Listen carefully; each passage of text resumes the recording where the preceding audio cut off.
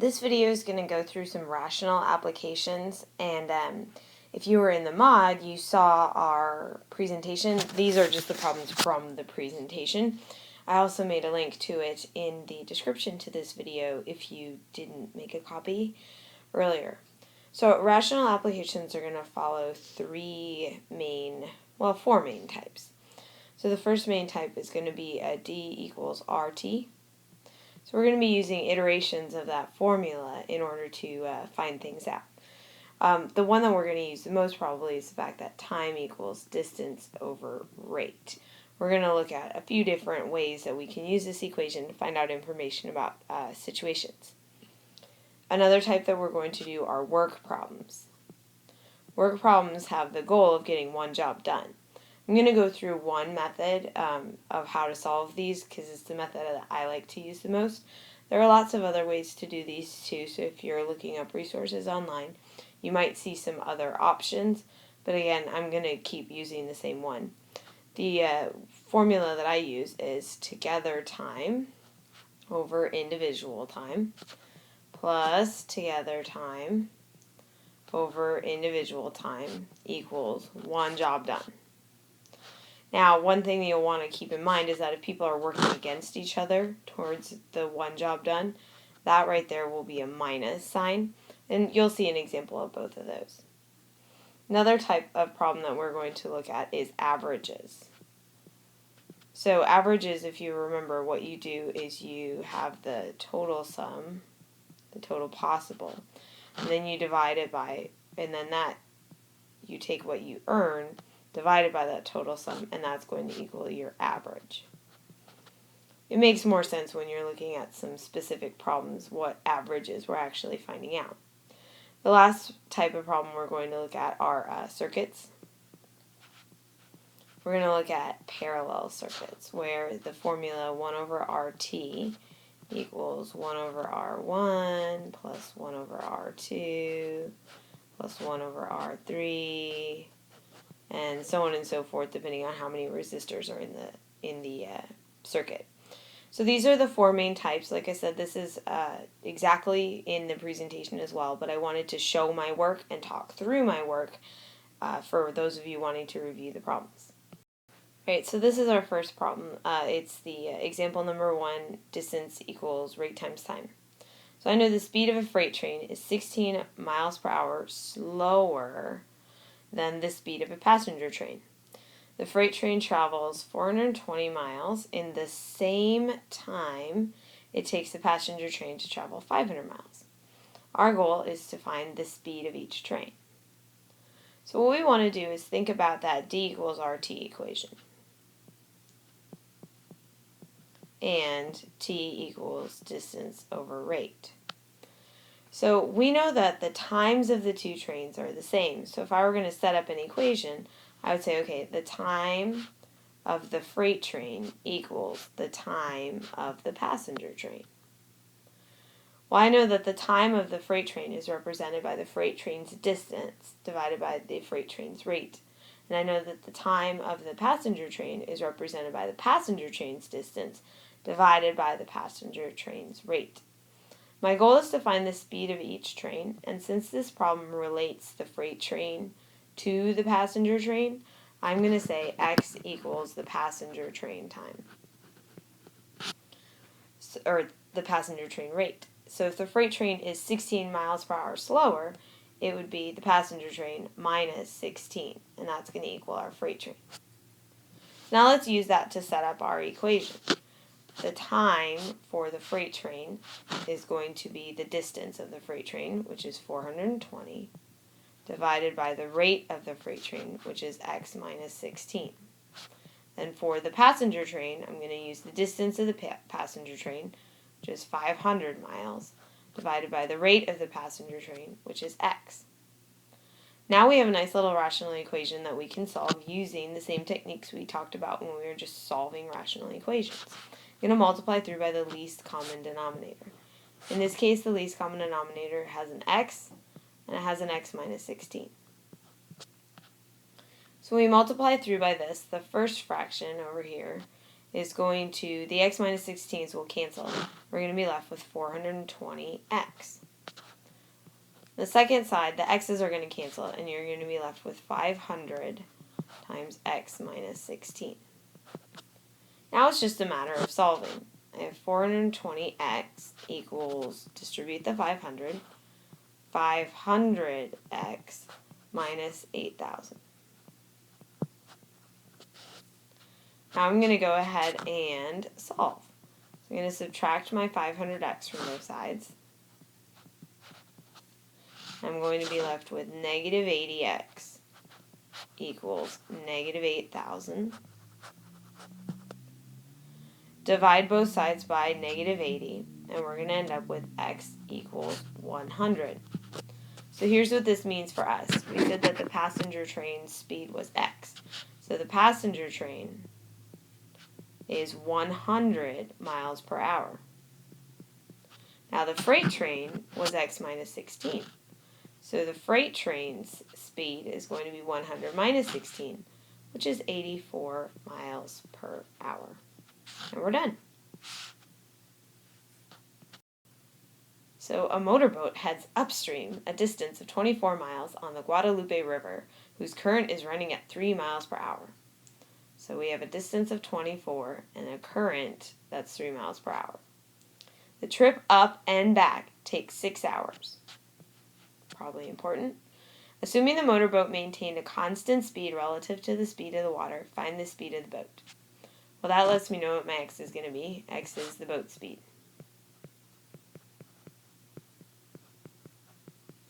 In this case, I don't know that times are equivalent. It probably takes a different amount of time to go upstream than it does to go downstream. So this time I know a total time. So what I'm going to be thinking about is the time upstream plus the time downstream equals the total time, which in this case is 6. Well, remembering that distance over rate is how we find time, I can do the distance upstream, which is 24, divided by the rate upstream. Now, if you're going upstream, you're going against the current. So the boat goes x miles an hour, but I have to take out the current because the current's pushing against it. So its rate on the upstream part is x minus 3. Alright, now let's go downstream. Downstream is good because we're still going 24 hours, or 24 miles, because it said I was going up, and then I was going back down. Same trip. But this time the current is helping me, so I'll go my normal speed. Then the current's also going to push me an additional 3 miles per hour faster. At the end of the day, my trip takes 6 hours.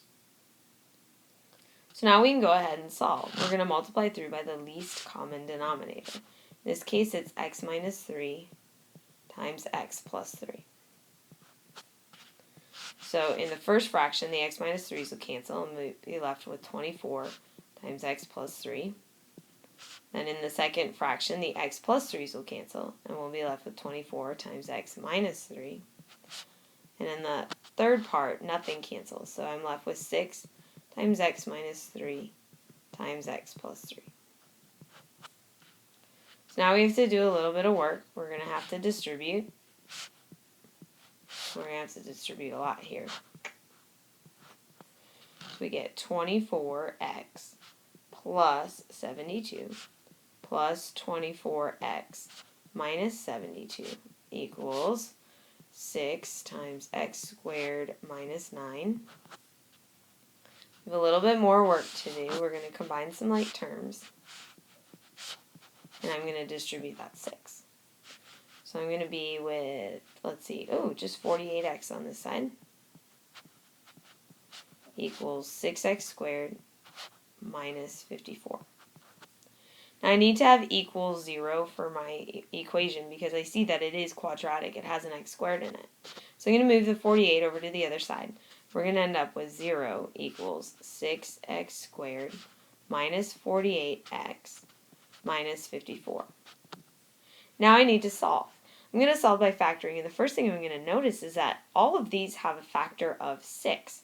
So I can divide out the 6, and I can deal with a much nicer equation, which is 0 equals x squared minus 8x minus 9. Now we can factor this. So when we factor this, we're going to get x minus 9 and x plus 1. Solve by factoring is going to yield me x equals 9 and x equals negative 1. Now here's what you want to think about. X is the boat's speed. And you're not going to have a boat that travels negative 1 miles per hour. At least I hope you don't. So that one is an extraneous solution. So we would say that x equals 9 is our final answer. And we would say the boat is traveling at 9 miles per hour. So this is your first on your own distance rate time problem. The speed of a stream's current is 4 kilometers per hour. A boat travels upstream 6 kilometers in the same time it takes to travel 12 kilometers downstream. What is the speed of the boat in still water? Well, that tells me what my x is. What is the speed of the boat? That's what I want to find, right? And I also know a very crucial piece of information is that the times are the same. This means that the time upstream equals the time downstream. Well, now, we know that time can be represented by distance divided by rate, and that's what we're going to do to set up our equation for this problem. So, time upstream, I need distance upstream. I travel upstream 6 kilometers. Now, remember when you're going upstream, the current is working against you. So you're traveling your normal rate, but you also have to take out the current, which in this case is 4. Now for downstream. The distance downstream is going to be 12. The distance downstream, well, your rate is a lot faster because the current is traveling with you. Therefore, it sort of makes sense that I get farther when I'm traveling downstream. So now I have my equation set up, and I'm going to go ahead and solve it. I'm going to multiply through by the least common denominator, which in this case is x minus 4 times x plus 4. The first fraction is going to cancel out the x minus 4, and I'm going to be left with 6 times x plus 4. In the second fraction, the x plus 4s are going to cancel, so I'm going to be left with 12 times x minus 4. Now to solve, it's just a matter of distributing and isolating x.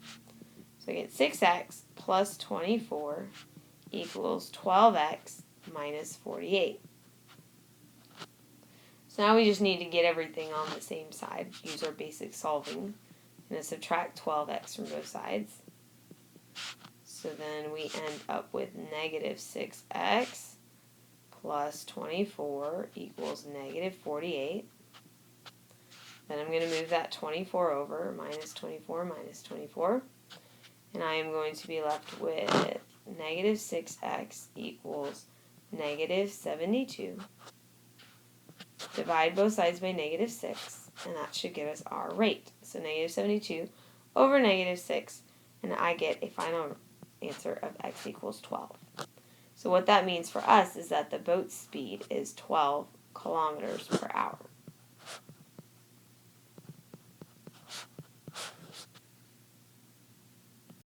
So here's problem number 4, the second your turn for distance, rate, and time.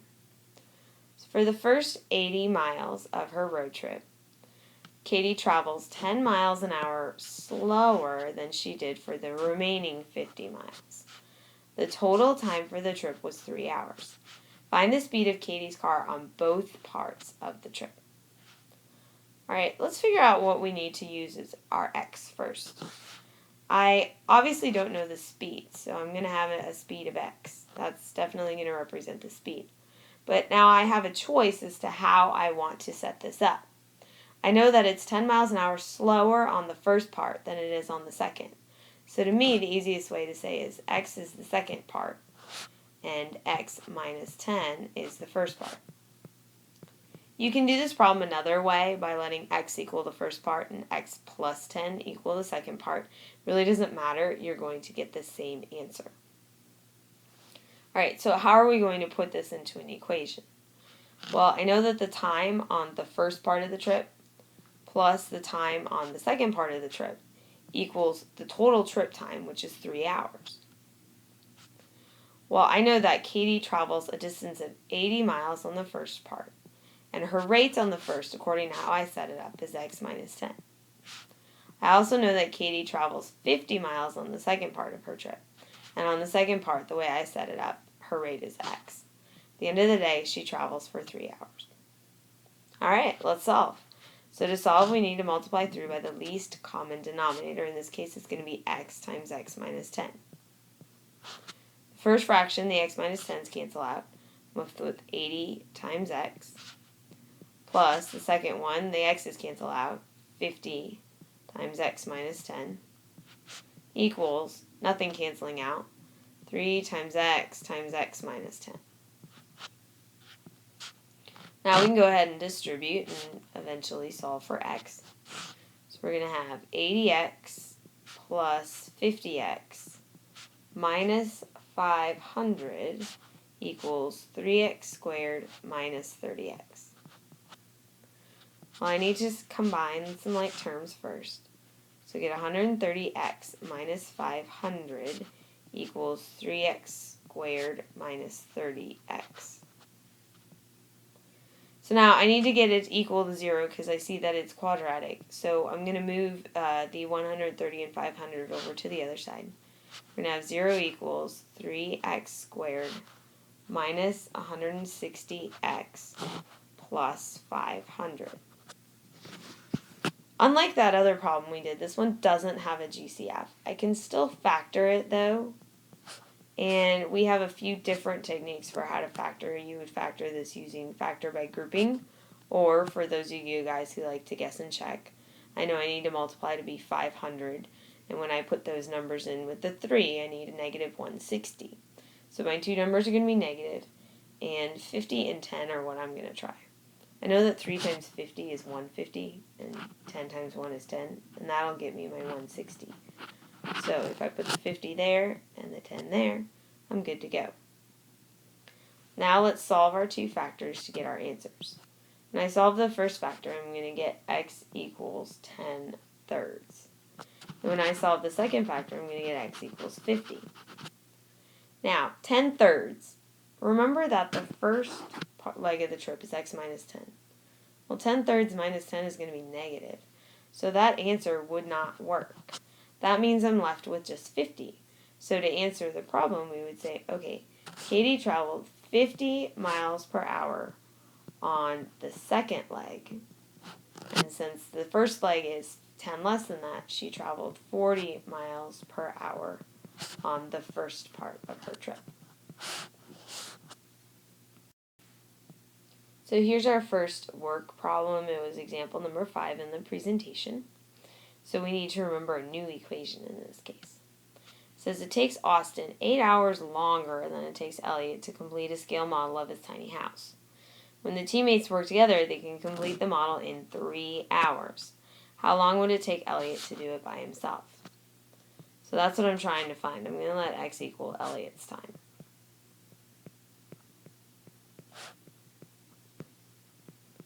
Now, if you remember that formula that I did on the first slide, we know that together time over individual time plus together time over individual time equals one job done. They're going to have one tiny house at the end of the day. So we're going to have Austin's part and we're going to have Elliott's part. We're going to add them together, and that's going to give us our final amount. So together it takes them 3 hours. So I can get the fraction started. I know it's going to be 3 over something plus 3 over something equals 1. How long it takes Austin? Well, Austin is 8 hours longer than Elliott. And if I let Elliott equal x hours, then Austin would be x plus 8 hours. So for Austin's part of the work, it's 3 over x plus 8. For Elliott's part of the work, it's 3 over x, because we know it takes Elliott x hours. Now we can go ahead and solve. We're going to multiply through by the least common denominator, which in this case is x and x plus 8. The first fraction, the x plus 8, cancel, and I'm left with 3x. Second fraction, the x's cancel, and I'm left with 3 times x plus 8. And on the other side, nothing cancels, so I'm left with x times x plus 8. So now we can distribute. We're going to get 3x plus 3x plus 24 equals x squared plus 8x. Combine your like terms. You're going to get 6x plus 24 equals x squared plus 8x. Well, I have a x squared, which means it's quadratic, which means I need equals 0. So I'm going to move the 6x and the 24. That's going to get me 0 equals x squared plus 2x minus 24, which I can factor relatively easily. Well, it multiplies to be negative 24 and adds to be positive 2. I'm going to have x plus 6, and I'm going to have x minus 4. Now, if we solve both of these, we're going to get x equals negative 6. We're going to make x equals 4. Now, we do know that Elliott is awesome, but there's no way that it took him negative 6 hours to build a tiny house. It's going to take him some hours. So we can discard that answer, and we're left with just x equals 4. So it would take Elliott 4 hours to do the scale model by himself.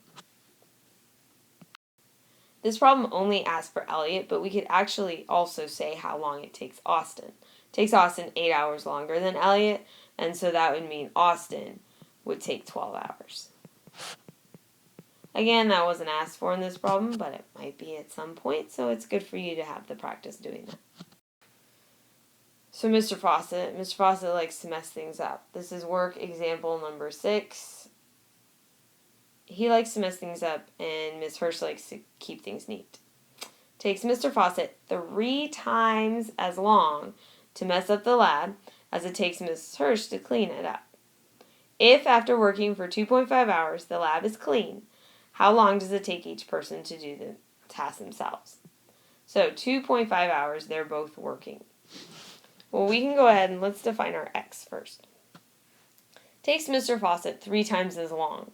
So if x is the Hirsch time,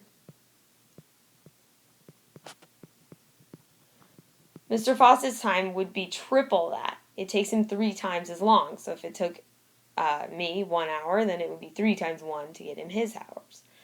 So in this case, I'm going to let 3x equal the Fawcett time. So now let's go ahead and let's set up our fraction. Before we get too far into it, though, you want to think about this. They're working against each other. So it's going to start out with 2.5 over something and 2.5 over something. And we're going to equal 1 job done. But what you want to think about is, what is 1 job? 1 job is a clean lab. So we're going to need to subtract somebody because somebody is working against us. The positive fraction should be the person who's doing what they're supposed to do. So in this case, Ms. Hirsch is doing what she's supposed to do. Sure, her time is going to show up in the first fraction. So it's going to be x. Now Mr. Fawcett is going against us, so we need to take out his work. That's messing everything up. And so the second fraction, the subtracted fraction, is going to be over 3x. So the work that Ms. Hirsch does, that fraction, take away the unworking that Mr. Fawcett does, that fraction, equals 1 clean lab. So now I'm going to go ahead and multiply through by the least common denominator, which in this case is just 3x. Don't use x squared. You don't need 2 x's. As long as the x is represented somewhere, we're good. So when I go ahead and multiply that, the first fraction, the x's will cancel, and I'll be left with 3 times 2.5, which is 7.5. Minus, everything cancels, 2.5, equals 1 times 3x, because nothing cancels. So let's see, 7.5 minus 2.5 is 5, so that equals 3x. Divide both sides by 3, and you get x is 5/3.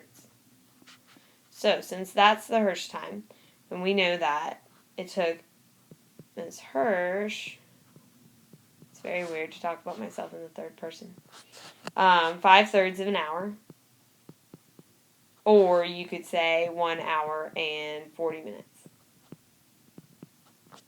Now, Mr. Fawcett, as he messes up the lab, it takes Mr. Fawcett 3 times that amount. So it takes Mr. Fawcett 5 hours to mess up the lab all by himself. Look at that. He's messy, and he's slow at being messy.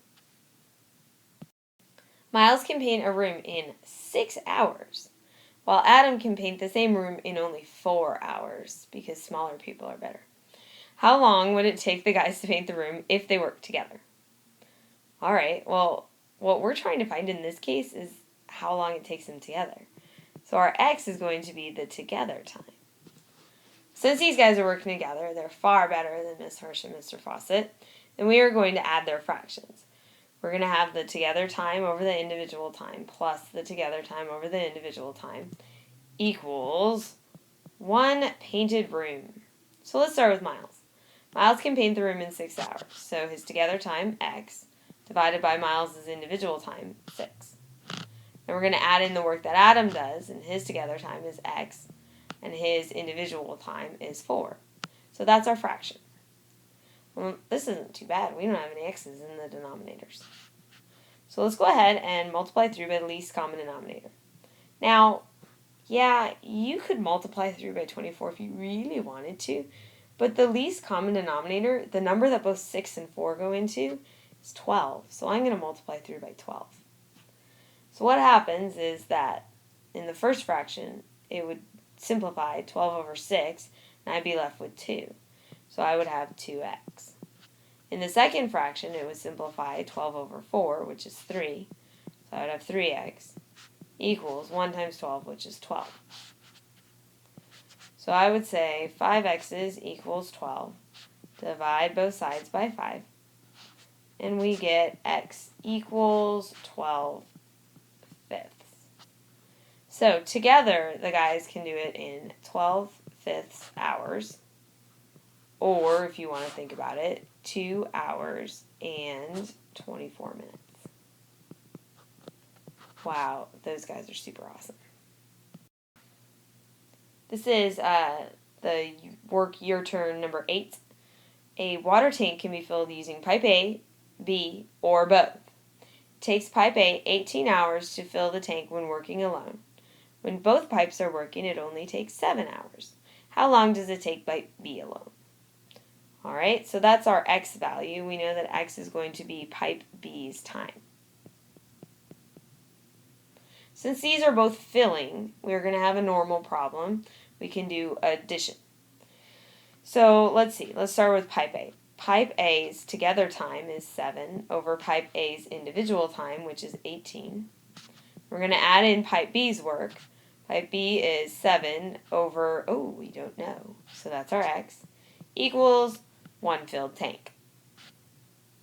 Now let's go ahead and multiply through by the least common denominator. In this case, we're going to have 18x. So when I multiply the first fraction, the 18's cancel.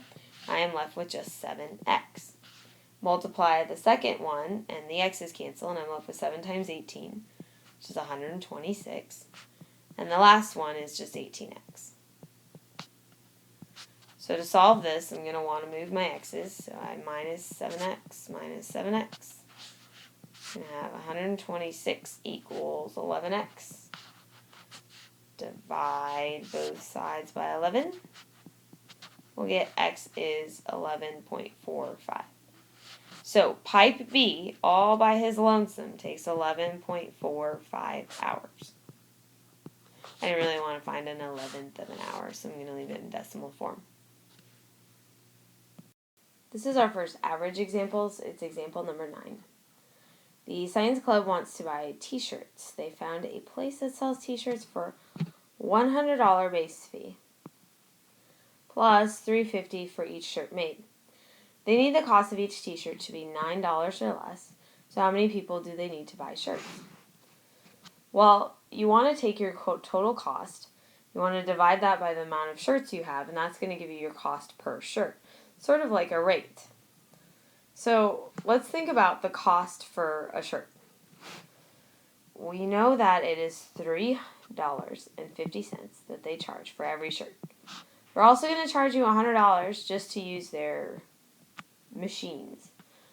So that would be your total cost for shirts. We're going to divide this by the number of shirts that we have. So at the end of the day, we need this to be $9 or less. So we need this to be less than or equal to 9. So now we need to find out how many shirts, how many x's, are going to make this true. How many x's are we going to need in order to make that ratio, that rate, be less than or equal to 9? So let's go ahead and multiply through by the least common denominator. How easy in this case, it's just x.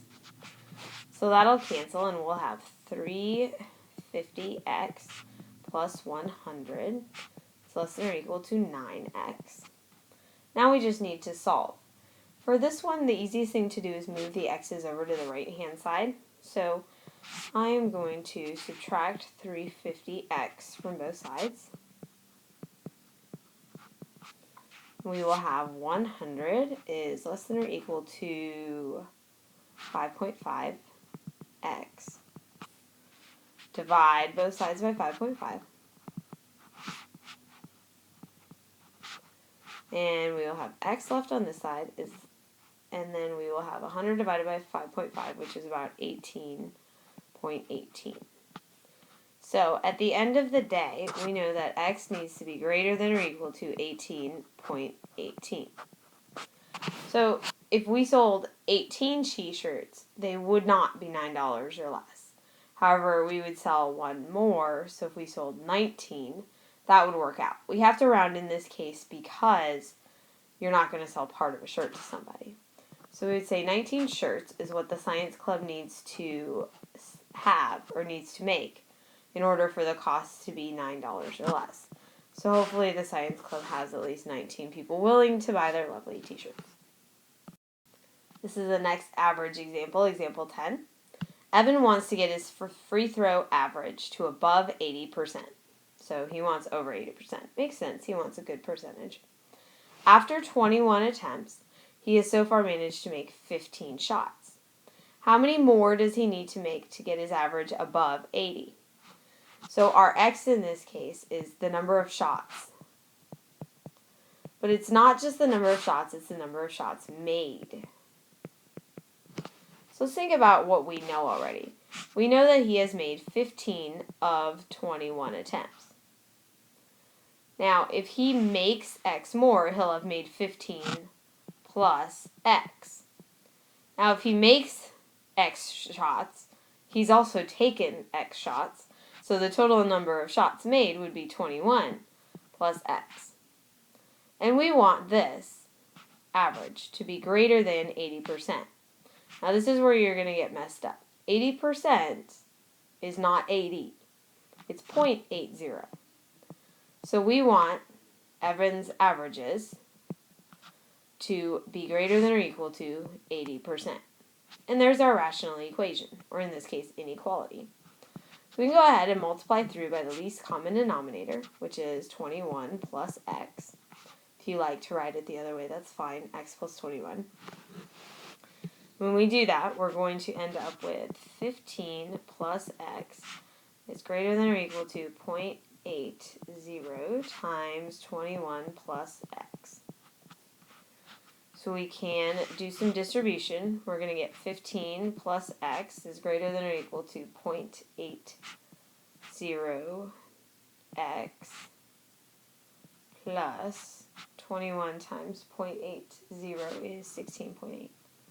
I know I flipped it around. That's just because I'm weird and I like to have my x's come first. But you can write 16.8 plus 0.80x. Same thing. Now we need to get all of our x's together and all of our numbers together.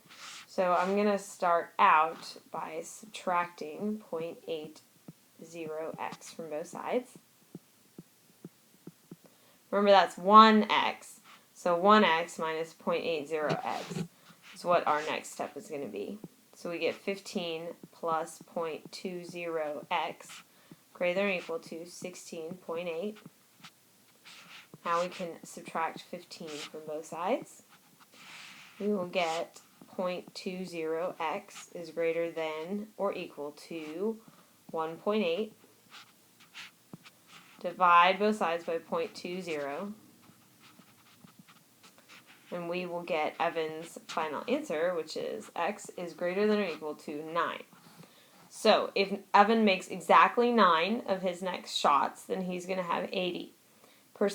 If he makes more than 9, he'll have above 80%. So he needs to take 9 or more shots in order to get his percentage up. Go, Evan. You can do it. This is the first year turn for averages, and it's number 11 in the presentation. Caterer charges $10 a plate, plus an additional $200 to work a fundraising event. How many people need to come in order for the cost per person to be at most $12 a head? So that means it's a rate. We're going to find that. Just like the t-shirt example a couple slides ago. So X is going to be the number of people.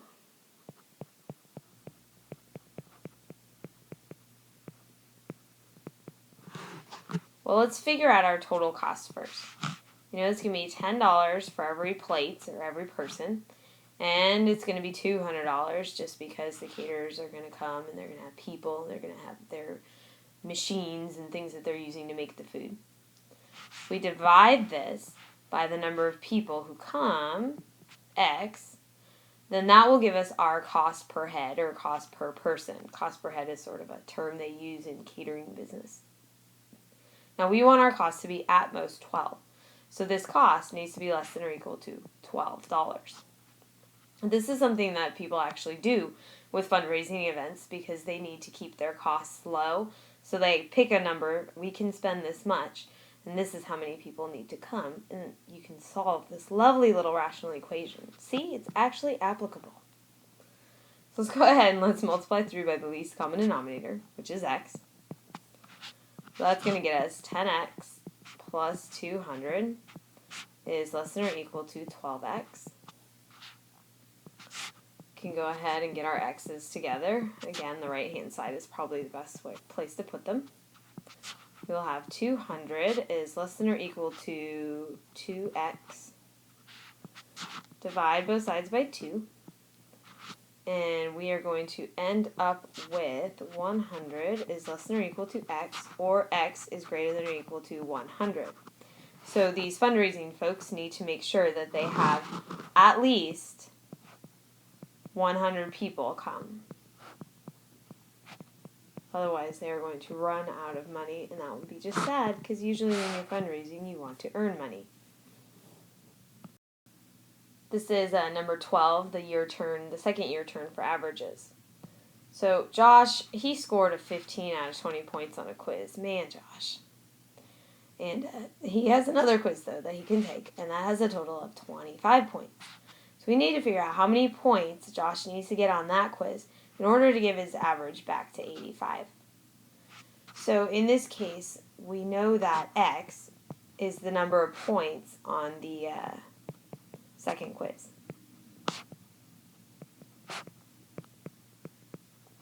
Let's start out with what we know. I'm going to start writing a fraction with what I know. I know that Josh has earned 15 out of 20. Now 20 points was the total for that first quiz. But once both quizzes will be there, I'm going to have to add in those additional points. So the total number of points possible would have been 20 plus 25. Now we also know that he's earned 15. But he's also going to earn X more. So the total amount earned over the total amount possible, that's how we find an average. Or in this case, the percentage he got correct. Now we want Josh's percentage to be 85, so we could just say equals 85. But I know that Josh likes to go above and beyond, so I'm going to say, well, let's see what happens if his average is greater than or equal to 85. However you do it, you solve the exact same way. By multiplying through by the least common denominator. But wait, it would be 20 plus 25. Wouldn't it be easier to simplify? We can actually simplify this a little bit further first. So I would say 15 plus X over 45 is greater than or equal to 0.85, 85%. Oh, so much better. I'm going to multiply through by 45. We're going to get 15 plus X is greater than or equal to 38.25, because that's 0.85 times 45. Now this isn't too bad. You need to subtract 15 from both sides. So we end up with X is greater than or equal to 23.25. So Josh needs to make at least 23.25 points on the next quiz in order to get his average up. And if it were just single points, you couldn't get any partial points, we would have to round up to 24 points. Since that information wasn't given to us, we could say our 23.25 is what Josh needs in order to get his 85. Why are we even bothering to learn about rationals in the first place? Well, because you need to have a circuit in your tiny house, and parallel circuits have a rational equation as part of their resistance calculations. So here we have a parallel circuit with 3 resistors. It has a total resistance of 4. The second resistor is twice the first, and the third resistor is 3 times the first. So let's find the resistance of each resistor. So we know that our formula, our basic formula, is 1 over RT total equals 1 over R1 plus 1 over R2 plus 1 over R3. Now, I need to find all 3 resistances, but it tells me about the second and the third in terms of the first. So I'm going to let X equal the resistance of resistor 1. So now let's fill in our equation. 1 over 4 is 1 over RT equals 1 over X, which is 1 over R1, plus 1 over twice the resistance, so that would be 2X, plus 1 over 3 times the resistance, which would be 3X. So we have our equation set up, and the easiest way to do this is to multiply through by the least common denominator.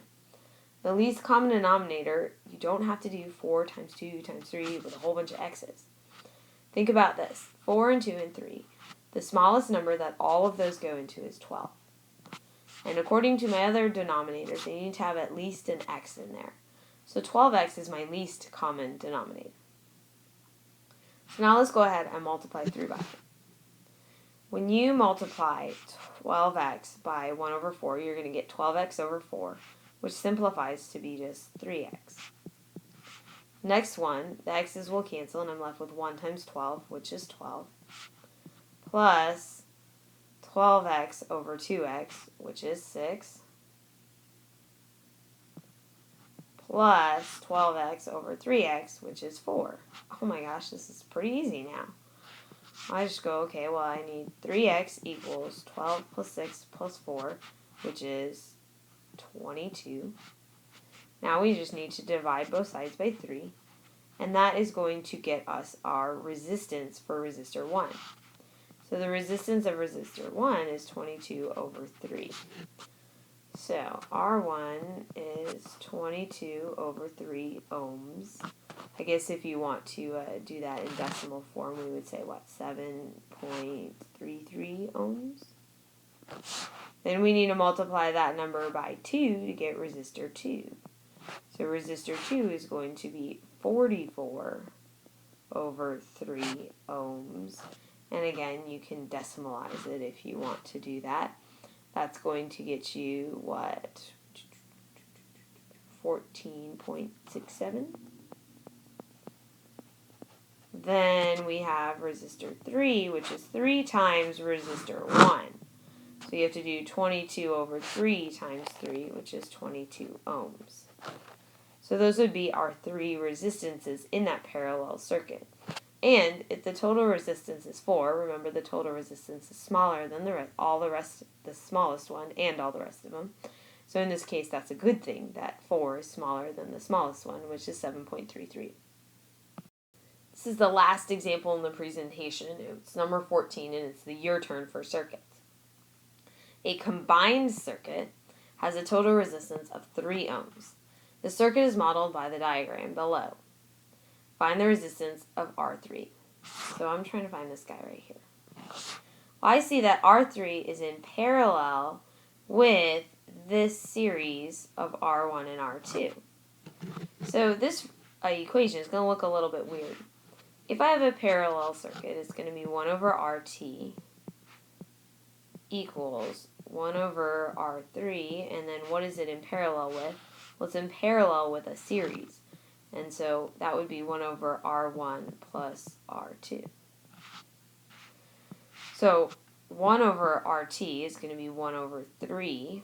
equals 1 over R3. That's what I don't know, so I'm going to call that X.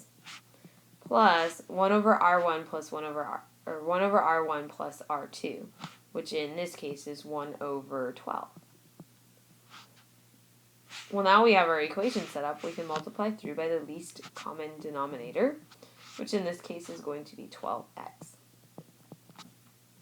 So when we do that, we're going to end up with 12x over 3, which is 4x,